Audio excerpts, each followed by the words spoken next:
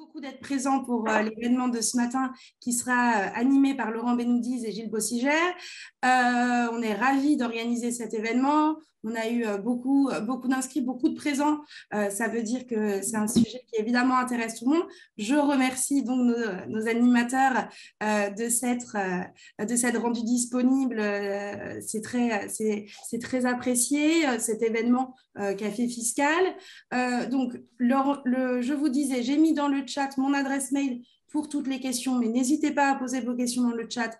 Et si certaines nécessitent plus de temps, je les retransférerai à Laurent et Gilles. On prévoit 1 heure, donc on arrête à 9h30. L'événement est enregistré, donc il n'y a pas de difficulté non plus. Donc, je vais laisser la parole à nos animateurs. Merci encore pour ce webinaire à venir. Merci beaucoup, Mélanie. Salut, Gilles.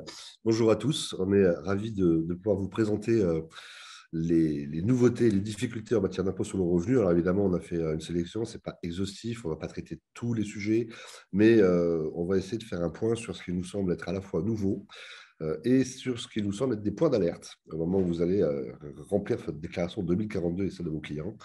À la fois en matière d'IR, mais également un petit peu en matière d'IFI, puisque vous savez que maintenant, c'est dans la 2042 qu'on remplit sa déclaration d'IFI. Et il y a certaines difficultés qui sont assez récurrentes, notamment dans l'appréciation des dettes. On va faire un focus là-dessus. Alors, on va démarrer tout de suite avec toi, Gilles, sur le calendrier et les principales nouveautés. Et puis voilà. Super, merci Laurent, bonjour à tous. Très heureux de co-animer ce webinaire. En matière d'impôt sur le revenu, alors les délais, je pense que vous les avez déjà tous vus, on vous les a mis à l'écran. J'attire votre attention sur le fait que les non-résidents, comme d'hab, c'est sur la première zone, donc on sera au 24 mai, donc ça arrive vite pour les non-résidents, donc faites attention. Donc 24 mai, 31 mai et 8 juin pour les départements 55 jusque l'infini, notamment la région parisienne.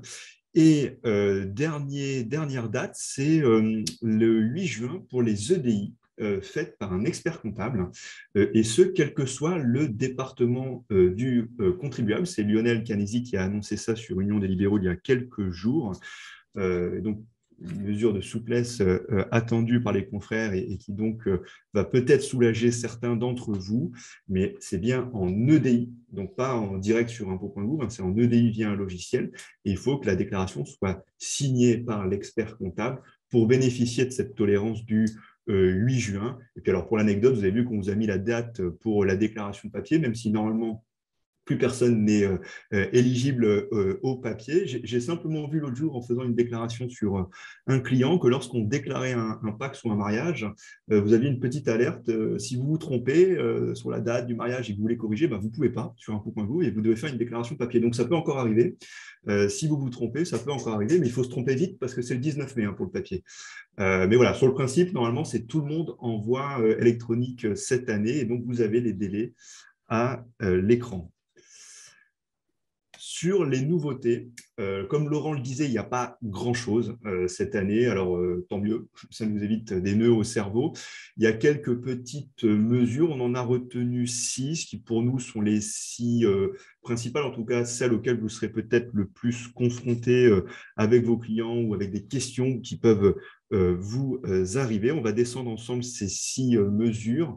Les premières, ce sont les mesures liées à la lutte contre la dégradation du pouvoir d'achat. Il n'a, je pense, échappé à personne que nous étions dans un contexte inflationniste et que nous sommes encore d'ailleurs dans un contexte d'élection. Et donc, la concordance de ces deux contextes fait qu'évidemment, nous avons une série de petites mesures bien embêtantes pour aider les contribuables à améliorer leur pouvoir d'achat, ce qui veut dire baisser les impôts. On en a mis 4 à l'écran. La première, c'est la revalorisation du barème des indemnités kilométriques de 10%. Alors, on ne vous a pas fait l'insulte de vous mettre le barème, parce que de toute façon, personne ne le connaît par cœur. Vous tapez sur Google et vous l'avez.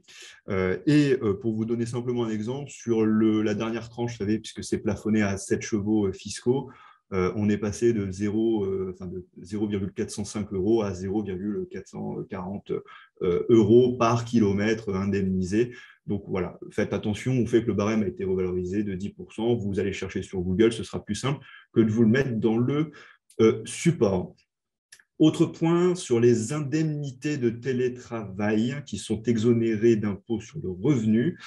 On a en fait, c'est un report de la mesure qui existait déjà sur 2020, donc évidemment contexte Covid, généralisation du télétravail, et donc Bercy a décidé d'octroyer une tolérance sur les indemnités qui sont versées par les employeurs aux salariés.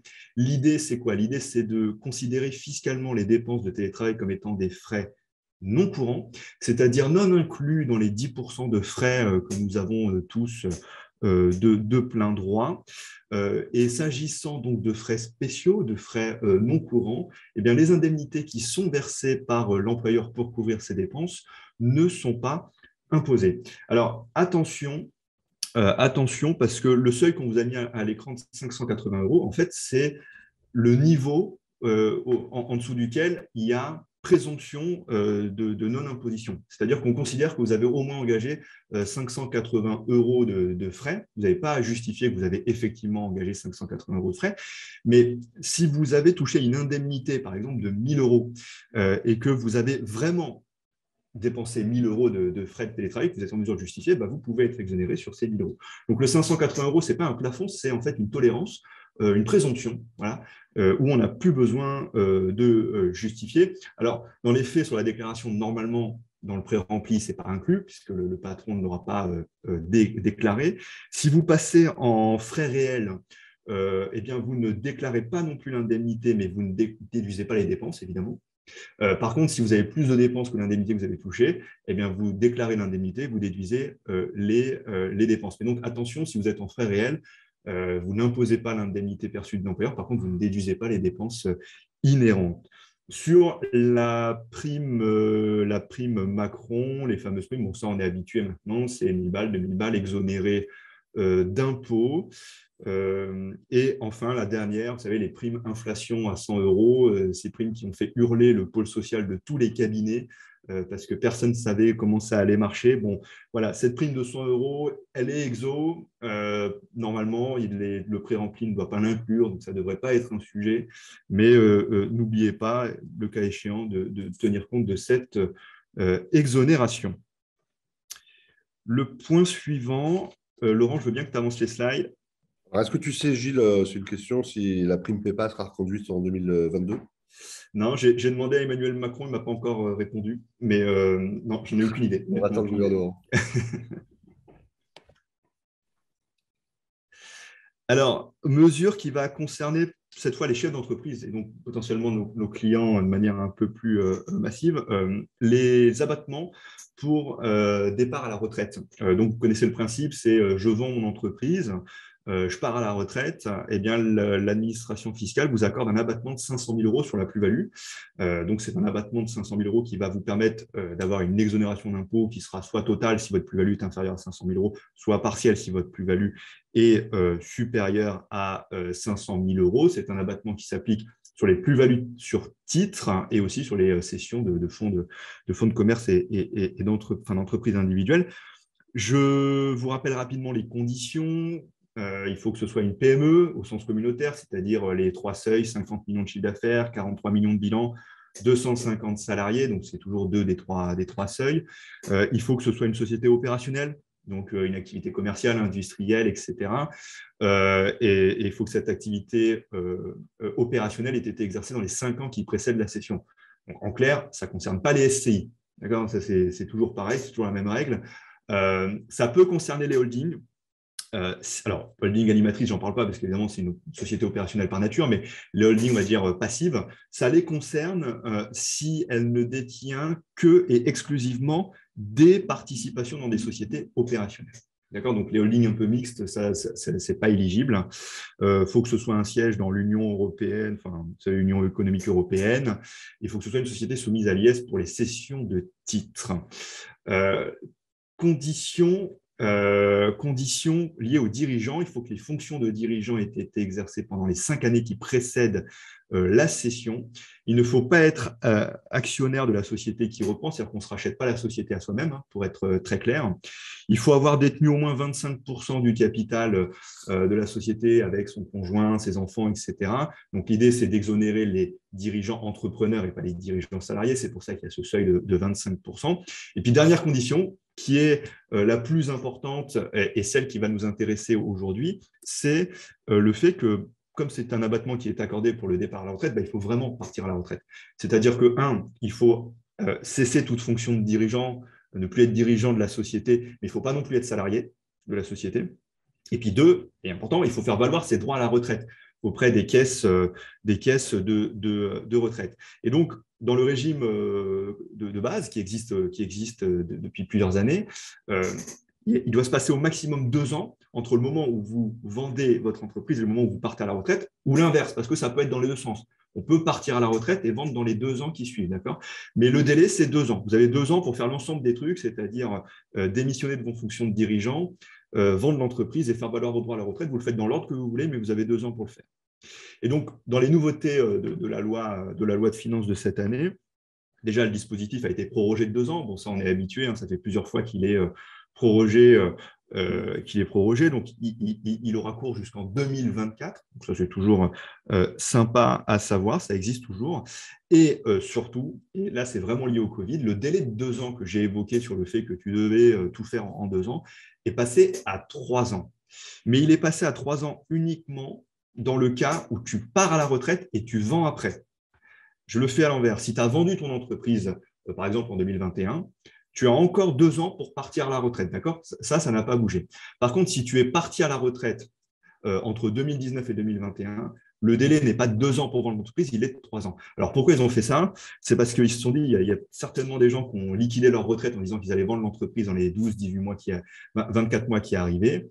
Évidemment, ce qu'ils n'avaient pas nécessairement anticipé, c'est qu'il y avait le Covid et que du coup, les cessions d'entreprise, surtout en 2020, ont été compliquées, ralenties. Et donc, pour éviter de faire perdre à ces contribuables le dispositif, ils ont rallongé de 3 ans.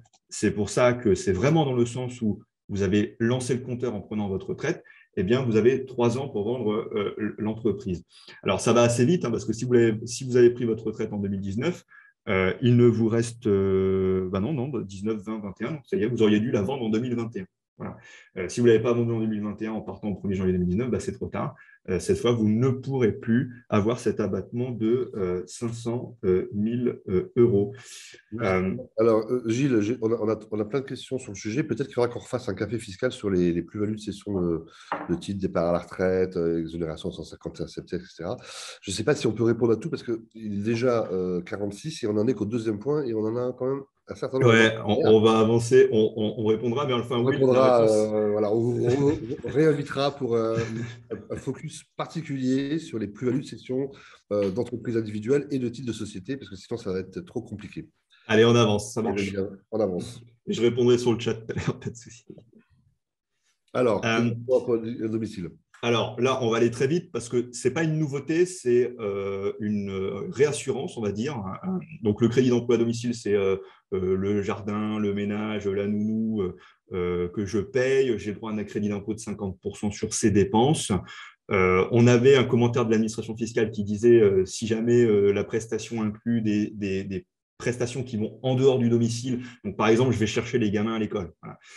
Eh bien, c'est éligible au crédit d'impôt, alors qu'à la base, c'est un crédit d'impôt pour l'emploi à domicile. Donc, on avait des commentaires de l'administration fiscale qui étaient favorables pour le contribuable. Vous pouvez également inclure des dépenses liées à des prestations extérieures. Mais en novembre 2020, on a le Conseil d'État qui n'était pas d'accord avec ces commentaires, qui a dit non, si les prestations sont effectuées à l'extérieur, ce n'est pas éligible. Et donc, l'administration fiscale a réassuré tout le monde, et cette fois, c'est dans la loi. Donc, c'est le dernier texte, les services rendus à l'extérieur du domicile, dès lors que ces activités sont comprises dans un ensemble de services souscrits par le contribuable, incluant des activités effectuées à sa résidence, sont éligibles au crédit d'impôt. Donc, ce n'est pas une nouveauté, par contre, c'est une réassurance par rapport à la jurisprudence de novembre 2020 qui avait embêté pas mal de monde. Alors, par contre, on peut préciser qu'il y avait une sorte de tolérance, de souplesse qui permettait aux experts comptables de faire bénéficier leur client du crédit d'impôt. lorsqu'on faisait des déclarations à notre domicile pendant la phase de Covid, mais ça n'existe plus. Tu confirmes, Gilles? Ah oui, oui, je confirme. Ouais, il faut bien se déplacer chez le client pour lui faire C'était voir. vraiment la première année qu'ils avaient mis ça. Ouais. Alors, ça serait bien de généraliser le truc parce qu'on est quand même plus confortable chez nous que chez le client pour faire une déclaration d'impôt, surtout en ligne. Enfin bon, c'est un autre sujet. Alors, point numéro 4.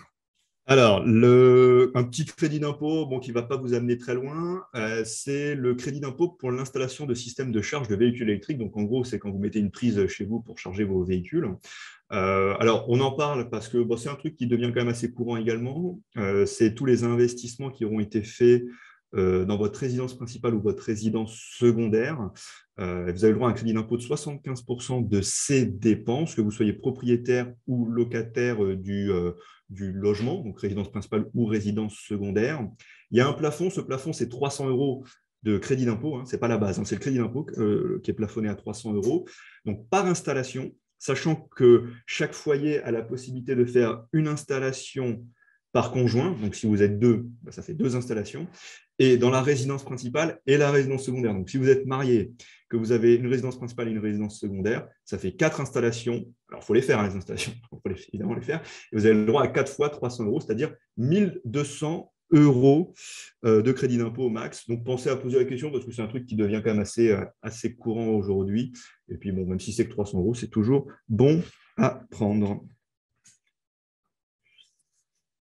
Alors, oui, la réduction d'impôts, souscription du capital Madelin. Donc ça, c'est un truc sur lequel on s'arrache les cheveux depuis quelques années maintenant. Vous savez, donc je souscris au capital d'une PME, donc toujours pareil, PME communautaire, société opérationnelle, il y a quelques IS, c'est toujours les mêmes conditions qu'on retrouve. Il y a une petite condition d'emploi aussi, il faut que la société emploie des salariés à la fin de l'exercice suivant pour qu'on soit éligible à ce crédit d'impôt, donc la réduction d'impôt souscription capital, aussi appelée réduction Madelin. Et donc, le principe, c'est que quand vous souscrivez au capital, vous avez le droit à un crédit d'impôt. Ce crédit d'impôt était de 18%. Le gouvernement a voulu en 2020 le passer à 25%, mais grosse complexité, il faut que ça passe par une autorisation de la Commission européenne. Donc, qui dit autorisation de la Commission européenne dit délai. Et donc, chaque année, en fait, le gouvernement français demande l'autorisation, l'aval de Bruxelles. Et une fois qu'on a l'aval, on fait un décret pour passer le taux à 25%. Et donc, ça fait 3 ans qu'en début d'année, on est à 18% parce qu'on n'a pas encore l'autorisation de Bruxelles et on n'a pas encore le décret d'application. Donc, on s'améliore d'année en année parce qu'en 2020, de janvier à août, on était à 18% et de septembre à décembre, on était à 25%. En 2021, c'est de janvier à fin avril, on était à 18% et de mai à décembre, on est à 25%. Donc là, 2021, c'est les déclarations que vous êtes en train de faire. Donc, faites attention à la date de souscription. Si votre client a souscrit entre le 1er janvier et le 9 mai, ce sera 18%. Si c'est entre le 9 mai et le 31 décembre, ce sera 25%. Et donc, sur 2022, on s'est encore amélioré parce que cette fois, le décret est sorti le 18 mars, ce qui veut dire que les souscriptions faites entre le 1er janvier et le 18 mars, c'est 18%, et entre le 18 mars et le 31 décembre, c'est 25%. Moralité, il vaut mieux souscrire en fin d'année. Voilà. C'est complexe. Je ne sais pas en 2023 comment ça marchera. Je pense que ce sera encore un peu sur le même truc. Mais attention à la date de souscription, c'est hyper important. Et oui, c'est toujours restreint à certaines PME. C'est des PME communautaires, 50 millions, 43 millions, 250 salariés, IS, etc., etc. Le client qui a créé sa boîte le 17 mars 2022 va regretter de ne pas avoir entendu un jour. C'est clair. Dernier point, alors qui est une nouveauté, mais ne vous excitez pas, on va bien vous expliquer ce que c'est. C'est le crédit d'impôt pour les abandons de loyer. Vous vous souvenez que l'an dernier, quand il y a eu le deuxième confinement en novembre 2020, on a on a créé ce crédit d'impôt pour dire si tu abandonnes ton loyer, tu auras un crédit d'impôt égal à 50%. Donc, c'était une mesure plutôt sympathique. Évidemment, c'était réservé s'il fallait que ton locataire ne soit pas dans ton groupe familial. Il fallait que ce soit une activité fermée, c'est-à-dire en gros les restos, pour aller vite. Il fallait que ce soit un petit resto, donc moins de 5000 salariés, donc gros pas McDonald's. Voilà. Donc, on avait le droit à 50% sur le loyer abandonné, mais uniquement le loyer de novembre 2020. Ils ont prorogé ce dispositif jusqu'au 31 décembre 2021, mais en fait, ce que ça veut dire, c'est qu'on est toujours sur le loyer de novembre 2020, et en fait, le cas qui est visé, c'est le cas des contribuables qui, l'an dernier, lors de la déclaration de revenus, n'avaient toujours pas été payés du loyer de novembre 2020, mais ne l'avaient pas nécessairement abandonné, en se disant « je vais peut-être le toucher », et qui l'ont abandonné avant le 31 décembre 2021 en se disant « bon, ben, ça y est, c'est mort, j'abandonne ce loyer », eh bien, ceux-là ont le droit au crédit d'impôt cette année, donc il ne faut pas faire une rectificative sur 2020. Ils y ont le droit cette année, mais je le redis, c'est uniquement sur le loyer de novembre 2020, et c'est toujours les mêmes conditions, celles qui sont à l'écran, mais c'est les mêmes conditions que l'an dernier. Merci Gilles. On va maintenant regarder les difficultés. On en a isolé 4 qui sont, à notre sens, des points d'attention. Le premier, c'est maintenant vous commencez à être habitué, parce que c'est la deuxième année, c'est la déclaration DSI qui est maintenant à remplir en même temps que la déclaration 2042. Il y a eu, dans la version 2020, beaucoup de difficultés qui ont été remontées par l'administration fiscale, notamment parce que la règle, la case DSBA, que vous voyez en bas à droite, là, en tournant en rouge, était en 2020 en haut de la déclaration, était libellée comme étant somme déjà soumise à cotisation sociale. Et là, beaucoup de personnes ont pensé qu'il fallait remettre dans cette case le montant du revenu à soumettre à cotisation sociale. Or, l'objectif de l'administration fiscale est de mettre dans cette case, en fait, les montants qui sont inclus dans la case 1GB, là où vous avez mis votre rémunération de gérant majoritaire, et pour lesquels vous ne souhaitez pas que les cotisations sociales soient calculées. Alors, l'administration fiscale nous donne des exemples. Elle nous dit uniquement si dans les revenus imposables, qui seront le montant repris pour le calcul des cotisations sociales, eh bien, vous avez par exemple des rémunérations d'artistes-auteurs, de collaborateurs occasionnels de service public. Voilà les exemples que nous donne l'administration. Donc, en fait, cette case sera assez peu souvent remplie. Et donc, évidemment, elle se retrouve maintenant à un bon endroit, c'est-à-dire effectivement en bas, et non pas en tête de liste de la déclaration DSI. Et donc, évidemment, comme je vous l'ai dit, on ne déclare pas le revenu imposable dans cette déclaration, puisqu'on l'a déjà fait une première fois quand on a mis la case 1GB. L'intérêt de ce dispositif qui consiste à réunir sur une seule déclaration l'impôt sur le revenu et les cotisations sociales, c'est qu'évidemment, maintenant, il y aura moins de fraude qu'il pouvait y en avoir avant et moins de divergence entre les déclarations qui sont faites d'un côté à l'impôt sur le revenu, de l'autre côté aux charges sociales, parce que c'est le même revenu qui est déclaré une seule fois dans une seule case. Donc voilà pour la DSI. Ce qu'on peut également rajouter, c'est un petit rappel sur les dividendes, ça vous le connaissez. Hein. Donc c'est le capital social. On ne tient pas compte des réserves qui ne sont pas incorporées au capital, donc même s'il y a des écarts de réévaluation, même si vous avez tout ça, si vous ne les avez pas intégrés au capital social, on n'en tient pas compte. Hein. Ce n'est pas les capitaux propres, c'est le capital social. Au dernier jour de l'exercice, donc c'est une augmentation de capital qui a été faite avant le 31 décembre, c'est valable. Pareil pour les primes d'émission. Le compte courant, eh bien, vous faites la moyenne tous les mois du solde moyen mensuel. Voilà, c'est comme ça que ça marche. Et puis, dernier point, c'est lorsqu'on est en EIRL, alors ça va devenir un peu la règle pour toutes les entreprises individuelles qui auront fait l'option aussi à l'IS, sans être EIRL, hein, parce que le décret est sorti, donc maintenant on va pouvoir créer des entreprises individuelles qui seront toutes à responsabilité limitée en vérité. Les revenus sont limités en fait à 10% du montant du bénéfice net. C'est comme ça que ça va marcher pour les entreprises individuelles. Alors, on aborde là un autre sujet qui est une vraie question que vos clients peuvent être amenés à vous poser. Est-ce qu'il faut cocher la case OP, ça va être 2 OP, qui permet d'imposer les plus-values et les gains et les revenus de capitaux mobiliers au barème et non pas à la flat tax? Alors, je vous ai mis un petit tableau en dessous qui permet de comparer le PFU 12,8 avec l'imposition au barème selon la tranche du barème d'imposition dans laquelle on est, la TMI, la tranche marginale d'imposition. Selon qu'on est à l'abattement de 40, et dans ces cas-là, on est évidemment, on parle de dividendes, ou qu'on est à l'abattement de 65 ou de 85, et là, on parle évidemment des plus-values pour valeur mobilière de placement. Alors, il faut rappeler effectivement qu'on peut encore rencontrer des clients qui sont concernés par ça, on en a tous un certain nombre, lorsque les titres ont été acquis avant le 1er janvier 2018, et lorsque la cession a lieu après 8 ans de détention. Et là, dans ces cas-là, on peut se retrouver dans la case abattement 85. Et comme vous pouvez le voir sur le tableau qui apparaît, on est quasiment même dans les tranches marginales 2 fois moins cher en impôts lorsqu'on est avec l'abattement de 85 que lorsqu'on est au PFU. Alors, est-ce que c'est, lorsque vous faites votre petit calcul, toujours une bonne idée de cocher cette case? Alors, évidemment, comme c'est précisé un peu plus bas, on ne parle pas là des prélèvements sociaux à 17,20 qui s'appliquent de toute manière sur l'intégralité de la plus-value ou des dividendes, que vous ayez ou pas coché la case de OP. Hein. Donc, en fait, la flat tax de 12,8, elle passe à 30. Et évidemment, l'impôt sur le revenu, c'est par exemple 6,3 ici, plus les 17,20. Alors, est-ce qu'il faut toujours cocher cette case? Eh bien, moi, je vous invite à être excessivement prudent dans cette opération. Pourquoi? Parce que ce que nous dit l'article du Code général des impôts, c'est que c'est une option qui est expresse et irrévocable. Alors, évidemment, on sait tous qu'elle est globale. C'est-à-dire que vous ne pouvez pas décider de dire, bah voilà, pour mes revenus de plus-value immobilière, je vais opter à la position barème, mais pour les dividendes, je vais rester à la flat tax. Ça, ce n'est pas possible. Au titre d'une même année, c'est l'intégralité des revenus de capitaux mobiliers qui sont imposés à la flat tax ou l'intégralité des revenus de capitaux mobiliers qui sont imposés au barème. C'est l'un ou l'autre. Par contre, il y a ce terme irrévocable qu'on a du mal à comprendre. Pour moi, ce serait irrévocable puisque chaque année, évidemment, vous avez la possibilité de changer de choix. Ce n'est pas parce que vous avez opté au titre d'une année que vous devez opter l'année suivante. Attention, si vous avez opté au titre d'une année, l'administration fiscale, par défaut, vous reproposera la case cochée l'année suivante. Donc, il faut être vigilant pour pouvoir décocher la case cette fois-ci. D'accord?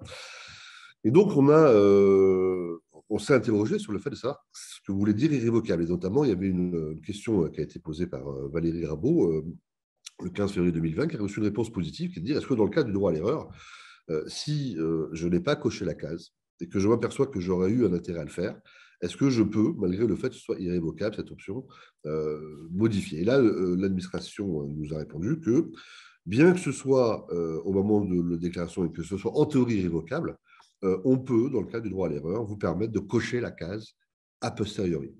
D'accord? Donc, l'année suivante, vous pouvez faire une réclamation et redéposer une déclaration en cochant la case. Est-ce que ça marche aussi dans l'autre sens? Malheureusement, non. On a interrogé à travers notre ami Mohamed Lakila, qui est député MODEM et ancien président de CF, le gouvernement, en disant, voilà, dans le cadre du droit à l'erreur, on a la possibilité de faire ce choix. Est-ce que, si on a fait le choix par ailleurs et qu'on s'est trompé en cochant la case, est-ce qu'on peut revenir en arrière? Est-ce qu'on peut, et donc, dans ces cas-là, est-ce qu'il est possible que le législateur supprime le mot irrévocable qui n'a aucun sens? Et le rapporteur général a donné un avis défavorable pour des raisons qu'on ne peine à comprendre, hein, administratives et techniques, comme si ce serait compliqué de faire de nombreux allers-retours, nous dit-il, mais évidemment, le choix ne se ferait qu'une seule fois. Enfin bon. Donc, on ne comprend pas vraiment les blocages qui empêchent le gouvernement de laisser la possibilité de revenir en arrière, si ce n'est qu'il considère que le fait de cocher cette case, c'est en fait exercer une option, et que lorsqu'on fait l'option, en fait, on est censé y avoir réfléchi à l'avance. Alors, concrètement, ça veut dire quoi? Ça veut dire que si jamais vous cochez la case, je raconte ça parce que c'est une expérience qui m'est malheureusement arrivée, en pensant que votre client a droit à l'abattement de 85, mais que l'administration va venir vous expliquer l'année suivante qu'en fin de compte, les 8 ans de détention, ce n'est pas exact, qu'il y a eu un apport de titre entre les deux, que la société n'est pas parfaitement éligible. Il y a 1000 raisons qui font qu'on peut se retrouver dans une situation où l'abattement de 85 ne s'applique plus. Et bien, dans ces cas-là, si vous avez coché la case, vous êtes imposé au barème sans abattement. Et vous perdez le bénéfice de la flat tax. Alors, comment on règle cette situation? Pour moi, lorsqu'on a des plus-values importantes, ou lorsque vous avez un très léger doute, ou même un infime doute, eh bien, vous faites votre déclaration sans cocher la case, d'accord? Et vous serez à ce moment-là imposé au barème, à la flat tax à 30%. Et puis, l'année suivante, vous faites une réclamation de l'administration fiscale en déposant une déclaration rectificative. Et là, ce qui va se passer, c'est que l'administration elle va étudier votre déclaration et elle va vérifier que les conditions d'éligibilité à l'abattement renforcé sont présentes et va peut-être vous accorder un dégrèvement. Mais dans l'hypothèse où elle le refuse, eh bien, vous aurez au moins le bénéfice de la flat tax à 30. Et donc, sur les grosses plus-values, mon conseil, c'est de ne jamais cocher la case de OP, mais de le faire à travers une réclamation contentieuse pour aller chercher cette réduction d'impôt complémentaire, de manière à bénéficier à minima de la flat tax si jamais il y a une remise en cause. Donc voilà ce que je voulais vous dire sur ces deux points d'attention. Gilles, peut-être que tu peux nous faire un point sur les crypto-monnaies. Allez, Les cryptos. Alors, les cryptos, les régimes fiscaux sur les crypto-monnaies, ce n'est pas une nouveauté, c'est-à-dire que c'est des régimes qui sont préexistants, qui ont été clarifiés maintenant depuis 2-3 ans, 2-3 ans, parce qu'on avait évidemment des avis divergents, on avait des jurisprudences qui nous donnaient des pistes de réflexion. Mais s'agissant des crypto-monnaies, maintenant, la situation est quand même plutôt claire. Et donc, on vous a mis à l'écran les 3 cas de figure dans lesquels vous pouvez vous situer. Et je pense que c'est quand même important de maîtriser ces sujets-là parce que les crypto-monnaies, quoi qu'on en pense, je n'ai pas la prétention d'être un spécialiste, en tout cas des crypto-monnaies, mais quoi qu'on en pense, c'est un truc qui devient vraiment courant et fréquent d'avoir des clients qui, même sans ne faire que ça, font un peu de crypto. Et donc, il y a 3 régimes qui vont trouver à s'appliquer lorsqu'on fait de la crypto à titre privé. Le premier régime, c'est lorsque vous êtes dans le cas des achats-ventes d'occasion, excusez-moi. C'est-à-dire que vous faites des opérations, vous achetez des bitcoins, vous en vendez, vous prenez de l'Ether, vous en vendez, etc. Et vous faites des plus-values. Voilà, des opérations, des plus-values ou des moins-values. D'accord ? Et bien dans ce cas-là, quand c'est occasionnel, vous avez le droit à un régime qui est très proche de la flat tax, mais qui n'est pas la flat tax. Donc ça a le goût et la couleur, mais ça n'est pas la flat tax. C'est 12,8% plus 17,20 CSG, ça nous fait 30%. D'accord ? Donc c'est la même imposition que le PFU et les cessions de titres, mais c'est dans une catégorie à part, c'est les plus-values sur actifs numériques, avec un formulaire spécifique qui est le 2086, donc je vous laisserai voir à quoi il ressemble, parce qu'il est assez sympathique dans le genre, et vous êtes imposé à 30%, d'accord, sur la plus-value réalisée. Si vous faites une moins-value, eh bien, vous pouvez l'imputer sur les plus-values réalisées dans l'exercice. On fait un espèce de gros sac sur les opérations réalisées dans l'année et vous ne serez imposé que sur la plus-value nette. En revanche, si globalement vous n'avez fait que des moins-values, elles ne sont pas reportables. Donc c'est une des différences d'ailleurs avec les cessions de titres, puisque les moins-values sur cessions de titres sont reportables 10 ans. Sur les actifs numériques, la moins-value, c'est soit vous l'imputez l'année de réalisation, soit elle est définitivement perdue. Si la somme des cessions que vous avez faites dans l'exercice, enfin dans l'année, est inférieure à 305 €, donc ça c'est le prix, pas la plus-value. Si vous avez vendu pour moins de 305 € de crypto au cours de l'année, vous êtes non imposable, donc exonéré et vous ne payerez pas d'impôt. Bon, pour ceux qui connaissent un petit peu les cryptos, on est quand même rarement en dessous de 305 €. C'est pas le projet, en tout cas. En général, quand on se met dans la crypto, c'est pour des montants un peu significatifs. Mesure de tolérance, de souplesse extrêmement bienvenue, les échanges de crypto ne sont pas imposables. Donc, le principe, c'est que quand vous avez des portefeuilles de crypto avec par exemple du Bitcoin. Souvent, ceux qui challengent beaucoup la crypto ne vont pas forcément le convertir en euros, mais vont repasser sur d'autres cryptos parce qu'on connaît le Bitcoin, mais en réalité, il y a des centaines, je crois même des milliers de crypto-monnaies différentes. Et les adeptes des crypto-monnaies ont tendance à basculer d'une crypto à l'autre en fonction des tendances, des cours, etc. Et donc, la bonne nouvelle, c'est que quand vous switchez un Bitcoin pour un Ether, par exemple, donc vous faites un échange de crypto-monnaies, vous êtes non imposable. D'accord ? Puisqu'il y a une tolérance, c'est un sursis d'imposition. Donc, c'est d'ailleurs un sursis et pas un report, vous connaissez la différence. Et donc, c'est extrêmement appréciable. Et je précise au passage qu'on ne tient pas compte non plus des échanges pour le calcul du seuil des 305 €. D'accord ? Donc, si vous n'avez fait que des échanges dans l'année, vous serez non imposable car totalement en sursis d'imposition. Mais attention toutefois, si vous avez touché une soulte, le sursis n'est pas possible et donc vous serez imposable. Et c'est d'autant plus important que les cryptos… alors, souvent, il n'y a pas de soulte parce qu'en fait, on peut acheter des fractions de crypto. Tu vois le truc un peu atypique, mais s'il y a une soulte, vous devenez imposable. Donc, c'est un petit point d'alerte. Nouveauté à venir à partir du 1er janvier 2023. Donc, pas cette année, mais l'année prochaine, on aura la possibilité d'opter pour le barème progressif. Un petit peu comme on a la même option là, que Laurent vient d'évoquer pour les plus-values de cession de titres, on aura la possibilité d'opter pour le barème progressif et ce sera une option globale pour l'ensemble des cessions d'actifs numériques, donc l'ensemble des opérations sur crypto-monnaies, mais qui n'a rien à voir avec l'option que Laurent a évoquée précédemment. C'est-à-dire qu'on peut très bien se mettre au PFU sur les cessions de titres et être au barème progressif sur les actifs numériques, ou inversement. Mais ce sera à partir de 2023. Ça veut dire qu'en 2021 et en 2022, toutes les cessions que vous réalisez on est à 30%. Si c'est occasionnel. Si vous rentrez dans une logique d'achat-vente habituelle, là, le régime applicable, c'est le régime des BIC. Et donc, ça veut dire soit micro-BIC, soit réel. Et donc, alors, après, vous connaissez très bien les BIC, donc je ne vais pas rentrer plus que ça dans le détail. Mais évidemment, toute la question, et je vous entends sans lire le chat, j'imagine déjà la question qui est sur le chat, c'est comment on sait si c'est habituel ou occasionnel. Alors, l'administration fiscale nous dit que les critères d'exercice habituel ou occasionnel de l'activité résultent de l'examen au cas par cas des circonstances de fait dans lesquelles les opérations d'achat et de revente sont réalisées, les délais séparant les dates d'achat et de revente, le nombre d'actifs numériques vendus, les conditions de leur acquisition, etc. Autant dire que ça ne nous aide pas énormément, parce que je pense que même eux, ils ne savent pas encore trop où mettre le curseur. J'ai extrait également un article d'avocat, alors ce n'est pas sous la slide, mais qui donnait, lui, son avis sur quels pouvaient être également les critères un peu objectifs à prendre en compte.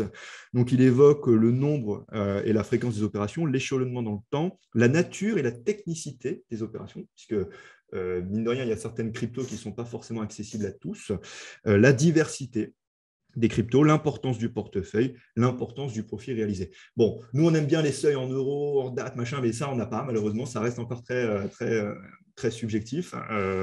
Donc, c'est un peu au feeling et certainement que ce sera précisé dans les années à venir, enfin, en tout cas, on l'espère. Notez qu'en 2023, on passe en BNC. Alors, ne me demandez franchement pas pourquoi. La seule raison que j'ai trouvée, c'est que l'abattement pour le micro est moins fort et que donc ils ont décidé de nous mettre en BNC pour ça. Mais voilà, donc en 2023, si vous en avez qui sont en BIC aujourd'hui, vous devrez les basculer en BNC. Je ne sais pas pourquoi. Voilà. Mais c'est comme ça. Et sur 2021-2022, c'est du BIC. Le dernier point, c'est le minage. J'espère qu'il n'y a pas de super spécialiste dans le chat parce que sinon je vais me faire agresser. Je vais essayer d'expliquer ce que c'est le minage sans être un super technicien, mais je vais essayer de vulgariser le truc. Le minage, en fait, toute la technologie des crypto-monnaies repose sur le fait qu'on mutualise des puissances informatiques et qu'on génère ensemble ce qu'on appelle les chaînes, donc les blockchains, etc. Et que tout le monde l'apporte ensemble. Voilà. Et donc, ça sous-entend que plusieurs utilisateurs, entre guillemets, mettent à disposition des serveurs, des ordinateurs, pour pouvoir porter et faire produire cette chaîne qui est en gros la blockchain. Je caricature parce qu'il n'y a pas que la blockchain. Mais, quand vous mettez à disposition votre ordi, donc ce n'est pas un ordi, en général, c'est plutôt des serveurs un peu prévus pour ça, eh bien, vous faites du minage.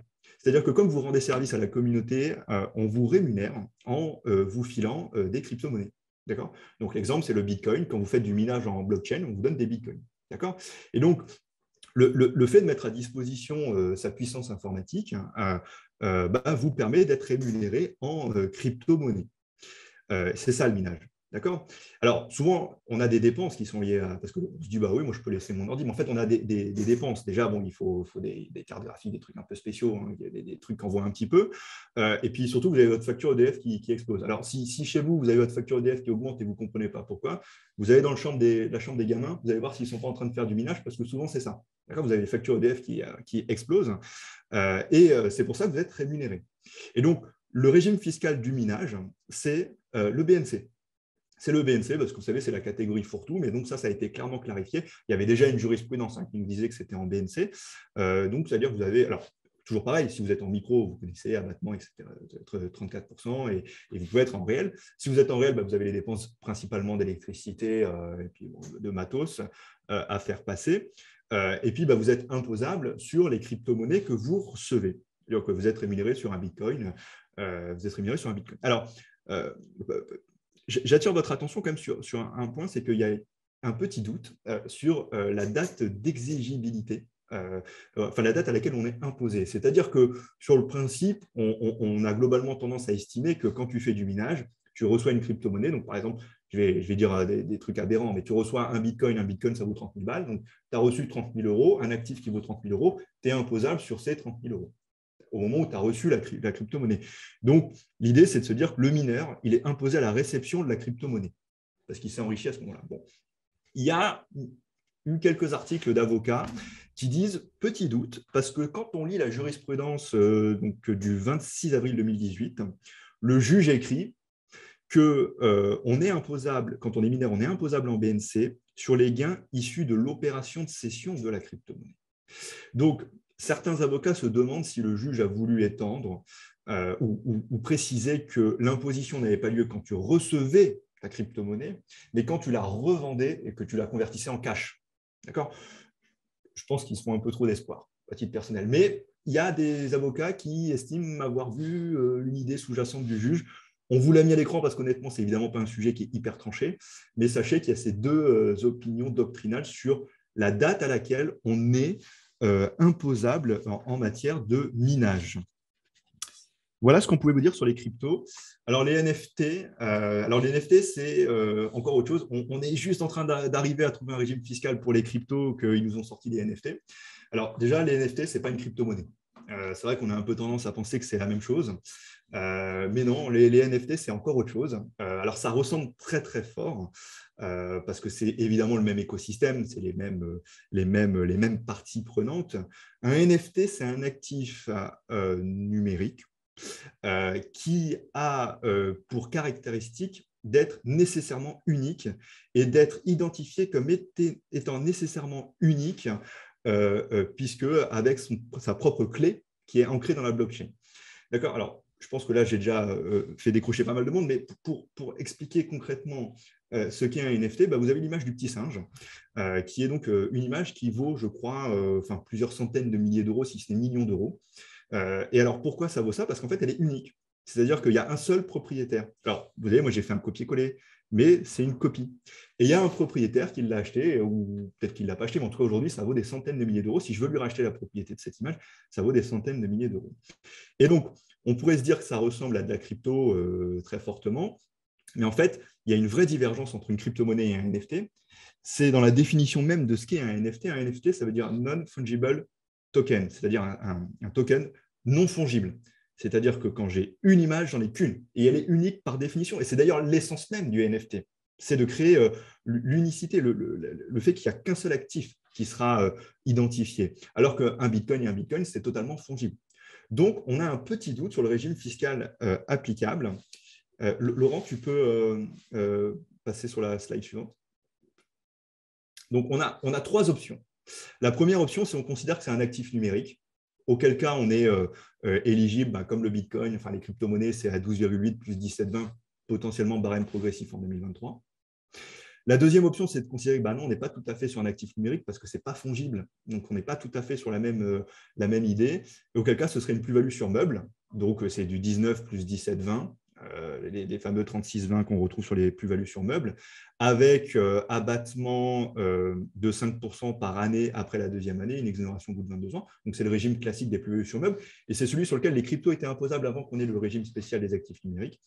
Et alors, certains avocats pensent que ça peut être considéré comme étant une œuvre d'art. Voilà, parce que c'est unique. Donc, un peu comme la Joconde, c'est forcément unique. Et donc, on pourrait être dans le cas des œuvres d'art. Et donc, vous savez, en cas de cession d'une œuvre d'art, on a l'option entre deux régimes, soit les plus-values sur meubles, 36,20 avec abattement, exonération au bout de 22 ans, soit une cession forfaitaire de 6,5% du prix de cession. Je n'ai aucune idée de quel est le bon régime, je vous le dis franchement. C'est les trois pistes de réflexion qui sont lancées par les avocats aujourd'hui. On aura certainement une clarification, je pense, dans les mois et années à venir, parce que les NFT deviennent un vrai gros sujet d'actualité. Merci Gilles pour ce propos qui a passionné tout le monde, puisqu'ils n'en pouvaient plus de tes cryptos et de tes NFT. Alors, ils ont des questions, je sais pas. J'ai une question là, sur le glyphosate. Tu connais le crédit d'impôt glyphosate? Ça, oui, c'est pour les. C'est si tu es sans glyphosate. Alors, je ne connais pas le détail, mais je sais qu'il y a un truc qui a été créé là-dessus. Bon, on va de toute manière répondre à vos questions dans un deuxième temps. Toutes celles qui ont été diffusées sur le site seront. On vous fera une réponse écrite, comme ça vous aurez ça dans les jours qui viendront. Alors, on va revenir au dernier sujet qui était sur les comptes ouverts à l'étranger. Peut-être si tu peux très rapidement. Oui, en 30 secondes, vous savez qu'il faut déclarer les comptes à l'étranger. Et point d'attention, ça concerne les comptes à l'étranger, évidemment. Ça concerne aussi les contrats de capitalisation à l'étranger, les contrats d'assurance vie, donc par exemple les contrats d'assurance vie ouverts au Luxembourg, et les comptes d'actifs numériques, donc les comptes de crypto-monnaie. Il faut tout déclarer dans ces déclarations, la 3916 et la 3916 bis. Voilà. Alors, on va faire maintenant un petit focus là, sur les 10 dernières minutes qui restent en matière de DeFi. Donc, vous savez que l'impôt sur la fortune immobilière consiste à taxer les patrimoines nets qui sont supérieurs à 1 300 000 euros. Vous avez le barème qui a été rappelé ici. Et donc, la vraie question, et l'un des points les plus délicats en matière d'IFI, au-delà de l'évaluation des biens, au-delà de la question du caractère animateur ou pas de la holding, etc., c'est évidemment quelles sont les dettes déductibles de l'IFI. Et sur ce sujet, j'ai le sentiment qu'il y a beaucoup d'incompréhension et des réflexes qui sont pas les bons. C'est-à-dire que, notamment en matière de déduction de passifs sur les sociétés civiles ou les sociétés qui détiennent des actifs immobiliers, il y a un peu le réflexe de considérer que les dettes sont par principe non déductibles et que les passifs doivent être écartés. En vérité, c'est tout l'inverse. On est en matière de dette personnelle, là sur une règle qui est pas de dette déductible, sauf celle dont on peut démontrer qu'elle se rattache au bien. On est en matière de passifs dans les sociétés, exactement dans le raisonnement inverse. Par principe, c'est déductible, sauf lorsqu'on doit les écarter. Alors, on va faire un peu le point là-dessus, sur les dettes de l'article 974, donc celles qui concernent en fait les dettes que le redevable de l'impôt peut avoir. Quelles sont celles qu'on peut déduire? Eh bien, d'abord, celles qui se rattachent expressément à un actif imposable. Et évidemment, à proportion de la fraction de sa valeur imposable. C'est-à-dire que si votre actif imposable est votre résidence principale avec un abattement de 30%, eh bien, vous ne pourrez pas déduire plus que le montant en dette que de cet actif diminué de cet abattement de 30%. D'accord? Donc, si votre maison vaut 1 million d'euros, vous l'avez acheté à ce prix-là et vous avez emprunté 1 million d'euros, vous allez la déclarer 700 000, vous devrez limiter le montant de vos dettes à 700 000, même si vous avez un passif supérieur. Alors, évidemment, ça concerne les dettes qui sont liées à l'acquisition, à la réparation, entretien, amélioration, construction, aux impositions, donc tout ce qui est taxe foncière, ou à l'acquisition de parts au prorata de la valeur des actifs imposables. Donc, on est bien d'accord, dans un premier temps, on ne déduit que les dettes qui se rattachent directement à un actif imposable. La deuxième chose qu'on fait, c'est que lorsqu'on a des emprunts in fine, on doit maintenant les transformer en amortissable. On ne va pas pouvoir déduire 100% de la dette, on va devoir faire un prorata. Et si on n'a pas de terme sur l'emprunt in fine, eh bien, on contiendra une durée de 20 ans. En ce qui concerne les dettes familiales, c'est-à-dire que si vous avez un emprunt auprès de vos parents, par exemple, qui vous ont aidé dans l'acquisition de votre actif, votre immobilier, eh bien, vous ne pourrez déduire ces dettes que si le prêt est consenti à des conditions normales. Alors, c'est-à-dire quoi les conditions normales? Pour l'administration fiscale, les conditions normales, c'est des conditions qui ressemblent à celles qu'aurait pu vous accorder une banque. Donc, ça veut dire qu'il y a des remboursements réguliers, il y a un taux d'intérêt, on a un calendrier de remboursement qui est organisé, qui est prévu. Donc, si c'est un prêt et puis on n'a pas prévu les modalités de remboursement, eh bien, on ne pourra pas déduire cette dette familiale. Et enfin, on a un plafonnement global des dettes qui doit s'appliquer lorsque on a un montant de dette qui dépasse 60% d'un montant de 5 millions d'euros.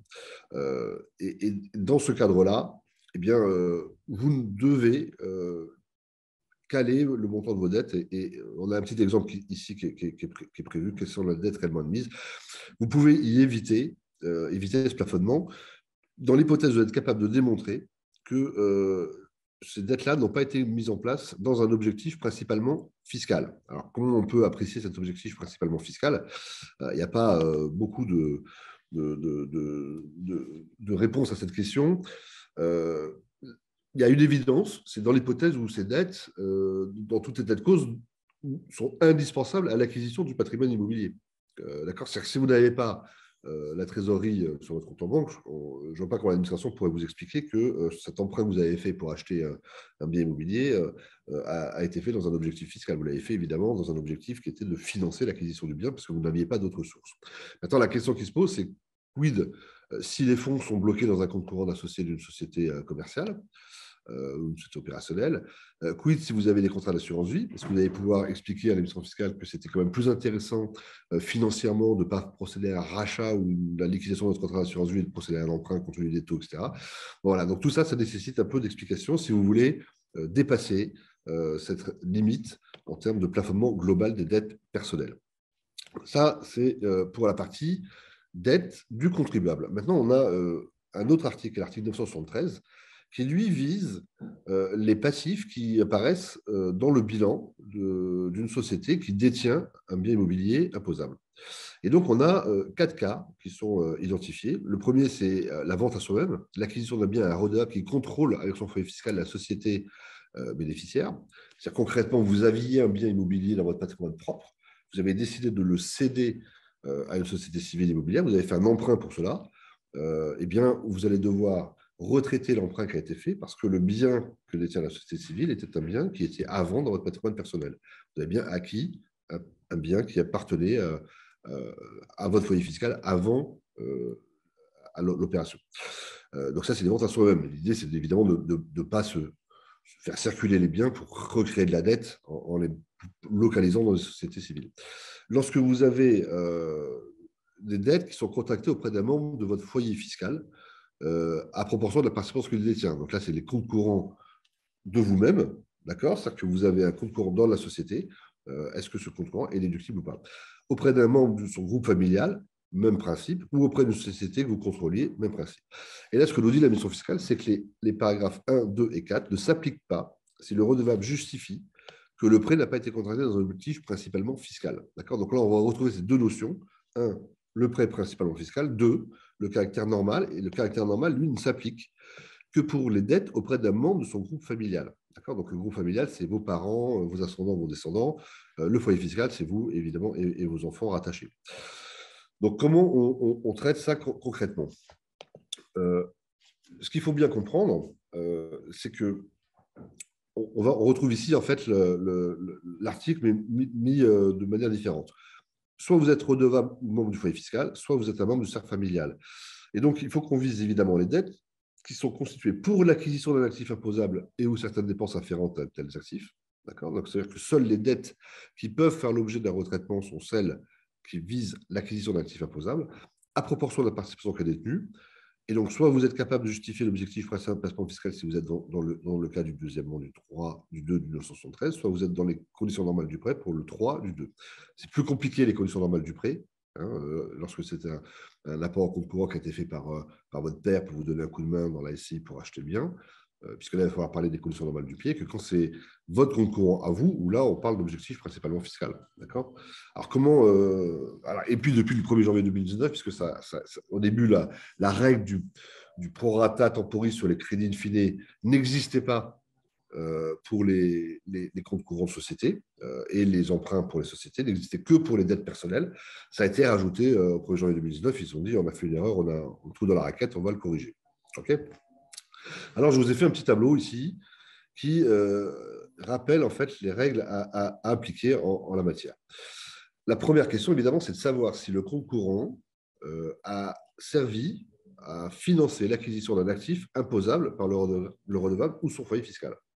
Okay, donc, il faut qu'il y ait un lien entre l'actif imposable dans la société et le compte courant. Alors, évidemment, si vous créez une SCI, achetez un bien 1 million d'euros et que vous procédez à un emprunt de 500 000 et que le reste est financé par un apport en compte courant, il n'y a pas de doute sur le fait que le compte courant a bien servi à financer l'acquisition d'un actif imposable. Okay, dans ces cas-là, les clauses anti-abus s'appliquent. Donc, on ne doit pas tenir compte de ce compte courant, sauf si on est capable de démontrer que c'est un but non fiscal. D'accord? Et est-ce qu'on applique la règle du fine? La réponse, c'est oui. D'accord? Quand on parle de ça, but non fiscal, l'administration fiscale nous dit c'est simple. Si ça a été fait avant l'entrée et la mise en œuvre de l'IFI, il n'y a pas de but fiscal. D'accord? Si vous avez créé une SCI il y a 10 ans, avec un compte courant, vous n'avez pas fait ça dans un but fiscal, puisque à l'époque, on était dans l'ISF, et que dans tous les cas, l'existence du compte courant et les parts de la société devaient être déclarées à l'impôt. Donc, le but non fiscal est facile à démontrer. C'est plus compliqué lorsqu'on est dans une situation où on est aujourd'hui dans le cadre de l'IFI.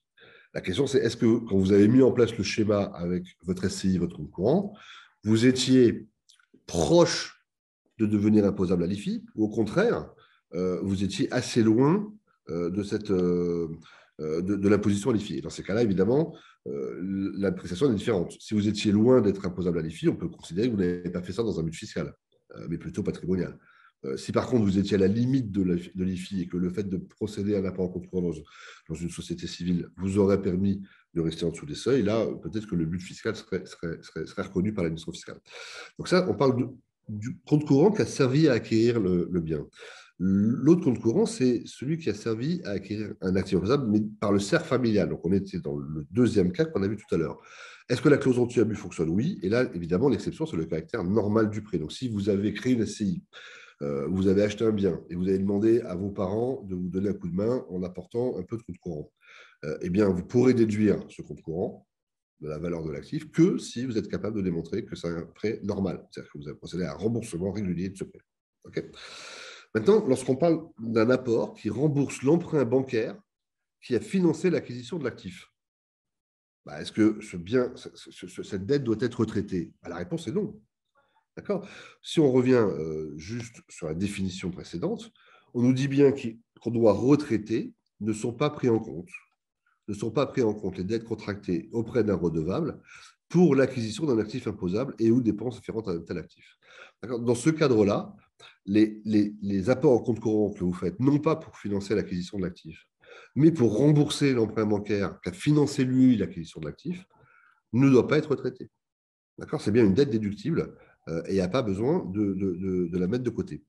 De la même manière, si vous avez fait des apports pour financer d'autres actifs, vous pouvez très bien imaginer dans une société civile qui détient un bien immobilier, qu'il y ait aussi un portefeuille de valeurs mobilières. Si vous avez fait un apport en compte courant pour financer cette valeur mobilière, il n'y a pas de raison que cet apport en compte courant que ce compte courant soit retraité. Et enfin, l'affectation du résultat bénéficiaire de la société, qui a pu constituer un compte courant, un passif, dans les comptes de la société, n'a pas non plus à être traité. Donc, on est dans ces trois cadres-là, avec des comptes courants déductibles. En fait, on s'aperçoit quand on creuse le sujet que, par principe, les comptes courants sont déductibles. Et l'exception, c'est de les rendre non déductibles parce qu'ils ont financé un actif imposable, et exception à l'exception, but non fiscal. Voilà. Ou exception à l'exception, caractère normal du prêt. Donc voilà comment il faut procéder au raisonnement. Alors, quelques petits exemples pour que ce soit un peu plus clair. Donc, une conséquence, évidemment, de tout ça, c'est que si l'objectif, c'est de réduire l'assiette soumise à l'IFI, il va donc falloir, peut-être privilégier une acquisition par un emprunt qui est remboursé par des apports en compte courant que par un apport en compte courant direct. Puisqu'on part du principe que les apports que vous faites en compte courant dans la société civile ne sont pas des passifs qui doivent être retraités. 2, il faut affecter le résultat bénéficiaire de la société en compte courant d'associé. Et évidemment, le résultat déficitaire, lui, vous le laissez en nous, vous n'allez pas réduire le montant de votre compte courant. Vous allez par contre essayer de vous constituer du compte courant en affectant les résultats bénéficiaires de la société dans le compte courant d'associé. Et enfin, 3, il faut investir à travers l'assiette par rapport au compte courant avec un double effet, réduire le coefficient de taxation et créer une dette déductible sans retraitement. D'accord? Ça veut dire que concrètement, il faudrait qu'on arrive à distinguer dans la comptabilité les comptes courants qui ont été constitués à l'origine lors de l'acquisition de l'actif, de ceux qui proviennent d'apports complémentaires ou d'affectation de résultats bénéficiaires. On ne peut pas, en matière d'IFI, avoir une approche globale d'un compte courant d'un contribuable. Il faut qu'on arrive à remonter pour savoir d'où il vient, à quoi il a servi, est-ce qu'il était prévu pour financer l'actif imposable ou est-ce que c'est un apport qui a été fait pour d'autres raisons. Donc voilà le travail. Alors, pour faire un petit exemple, vous êtes assujetti à l'IFI, le compte courant ne devrait que difficilement être considéré comme déductible, vous devez déclarer 1 million dans notre premier cas. D'accord ? Si on a constitué par contre la société et procédé à l'apport à une date nettement antérieure à celle à compter de laquelle le foyer fiscal est devenu redevable de cet impôt, c'est ce que nous dit le BOFIP, à ce moment-là, on considère que le compte courant n'a pas été mis en place pour déclaration fiscale, et dans ces cas-là, évidemment, il est déductible. D'accord ? Et le montant déclaré à l'IFI, dans cette hypothèse-là, est de 0. Okay. Si le bien vaut 1,5 million dans 15 ans, dans le premier cas, on a un montant imposable à l'IFI 1,5 million, puisqu'on considère que le compte courant qui a été mis en place n'est pas déductible. Dans le deuxième cas, il faut qu'on retraite ce compte courant, puisqu'on est bien dans cette situation-là, où le compte courant doit être retraité par 20e, et donc on se retrouve avec une assiette imposable qui tient compte de ce retraitement. Dans les hypothèses numéro suivantes, on a l'hypothèse numéro 2, on finance par emprunt. Alors évidemment, on n'est pas dans l'hypothèse d'une vente à soi-même. Hein. Vous avez acheté un bien immobilier, vous avez créé une société civile et vous avez fait un emprunt bancaire. Montant à déclarer à l'IFI, zéro. Évidemment, il n'y a aucune raison de ne pas tenir compte de cette dette financière qui vient bien et se rattacher à l'immeuble. Si dans 15 ans, on a une valeur de 1,5 million, à quoi ressemble le bilan de la société civile? Le compte courant qui est constitué par apport en vue de rembourser l'emprunt et en toute hypothèse déductible. C'est-à-dire qu'on a remboursé l'emprunt bancaire au bout de 15 ans par des apports en compte courant qui ont été faits par les associés. Ces apports en compte courant n'ont pas servi à financer l'acquisition d'un actif imposable, et donc il n'y a pas de raison de les retraiter. Eh bien, on va bien les laisser au passif. Et on n'a pas non plus à s'interroger sur le retraitement du in fine. D'accord, le in fine ne concerne que les dettes qui ont été faites en vue de l'acquisition d'un actif imposable qui doivent être faites dans un but non fiscal et évidemment avoir ce retraitement par 20e. Et donc là, le montant à déclarer est de 0,5 million d'euros, c'est la différence entre les 1,5 million de valeur du bien et les 1 million de dettes déductibles au passif de la société civile. Troisième hypothèse, on a une société civile qui détient un immeuble d'1 million, une trésorerie pour 1 million aussi, et on a un compte courant de 2 millions. D'accord. Le compte courant de 1 million, constitué par rapport en vue de rembourser l'emprunt, est en toute hypothèse déductible. Même principe. D'accord. On est toujours dans la même situation. On est dans la situation précédente, sauf qu'on a remis encore 1 million en compte courant pour acheter des actifs numériques. Et bien, dans cette hypothèse-là, on se retrouve dans une situation où on a apporté pour acquérir des placements financiers à 1 million d'euros. On a modifié en fait notre coefficient de taxation. Et donc, on a un montant à déclarer à l'IFI qui est encore réduit par rapport à la valeur des titres de la société. OK. Je ne vais pas revenir là-dessus parce qu'on a déjà largement dépassé le temps. Donc, est-ce qu'il faut refinancer les comptes courants? Si on détient un compte courant pour 1 million qu'on a fait en 2000 et qui a servi à l'acquisition à l'origine avant 2018, donc on n'est pas concerné par la clause anti-abus, hein, on exclut les opérations qui sont réalisées dans le but au fiscal, il faut qu'on retraite ce compte courant. Okay. Ce n'est pas parce qu'il n'est pas, c'est pas parce qu'il n'est pas à éliminer par la clause anti-abus qu'il n'est pas à retraiter au regard d'une fine. Et donc, dans ces cas-là, le passif déductible au titre de l'année 2020-2019, là, en l'occurrence, puisqu'il nous restait une année, est de 50 000 euros, puisque je fais mon retraitement d'une fine par 20e. Si je refinance par un emprunt bancaire ce compte courant, je recrée une dette déductible à hauteur de 1 million d'euros. Okay. Donc, voilà un peu tous les points qu'on souhaitait aborder, notamment ce focus sur l'IFI, qui est un vrai sujet qui vous intéresse parfois. Alors, il y a deux petites questions, je pense, auxquelles tu vas pouvoir répondre rapidement. Alors, je crois d'ailleurs que tu as un petit peu répondu, mais quid du refinancement des comptes courants par un emprunt? Oui, pour moi, il n'y a pas de sujet, ça reste une dette déductible. Ça a été ouais. Et alors, pareil, je pense que tu répondras assez vite. Alors, par symétrie, si la dette n'est pas déductible pour cause de prêt familial, Ouais. Est-ce que c'est imposable chez le prêteur? Non.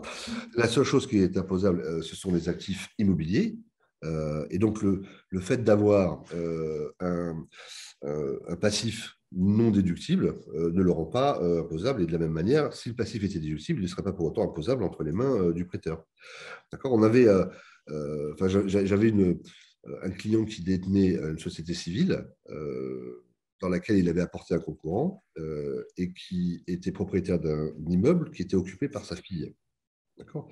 Et donc, on avait un compte courant qui était antérieur au 1er janvier 2018, puisque l'opération datait d'avant 2018. Et donc, on ne déclarait à l'IFI en 2018 que la valeur de l'immeuble, moins ce compte courant qui avait été constitué avant l'entrée en vigueur de l'IFI, et donc, par principe, ne pouvait pas être considéré comme étant un but fiscal. Il donne la nue propriété de départ à sa fille. L'opération, a priori, semble plutôt intelligente, puisqu'il conserve son compte courant, il fait une donation de la nue propriété de départ à sa fille. C'est sa fille qui devient associée dans la société civile. Elle devient à ce moment-là, elle, redevable de l'IFI. Et elle a ce compte courant qui n'est plus un compte courant de son foyer fiscal, mais un compte courant de son groupe familial, en fait, le compte courant de son père. Et là, la règle, c'est plus de savoir si le compte courant a été mis en place pour les conditions fiscales, mais de savoir si ce compte courant a été mis en place, enfin, pour que ce compte courant soit déductible, il faut qu'il fasse l'objet d'un remboursement normal, d'une condition normale de prêt. Ce qui n'était pas du tout le cas, puisqu'il n'était pas question, évidemment, que la fille rembourse, sans faute de revenus, le compte courant du père. Et donc là, on s'est retrouvé dans une situation où elle était redevable d'un IFI, parce qu'on ne pouvait plus déduire cette dette, alors que lorsque le bien était entre les mains de son père, il n'était pas imposable à les filles. Donc, il faut être assez vigilant sur ces sujets, et notamment cette approche des dettes. On ne peut pas considérer que toutes les dettes dans les sociétés civiles, comme je le vois trop souvent en vérité, doivent être écartées et qu'on ne déduise jamais les comptes courants, ce n'est pas le cas. Ok. Voilà, je pense qu'on a fait le tour de ces sujets. On refera des cafés fiscaux, notamment sur les plus-values. Hein. J'ai cru comprendre que c'était un sujet qui vous intéressait. Et puis, on va essayer de répondre à toutes les questions que vous nous avez posées dans le chat et en direct. Merci beaucoup. Merci beaucoup à nos intervenants. Merci Laurent, merci Gilles. Alors, j'ai repris toutes les questions que je me suis mises de côté. Je vous transférerai à la limite pour qu'on fasse un retour par écrit aux participants. Donc voilà, les questions sont bien notées. On passera pas à côté. Pour le replay, je pense, bon, il sera peut-être fait avant, mais en dernier lieu, il sera envoyé dans la newsletter du vendredi. Merci beaucoup. On se voit très bientôt pour un nouvel événement. On a déjà identifié un thème possible, donc c'est une super nouvelle. On est à votre disposition. N'hésitez pas à nous écrire et je vous souhaite une bonne journée à tous. Merci beaucoup. Merci, bonne journée.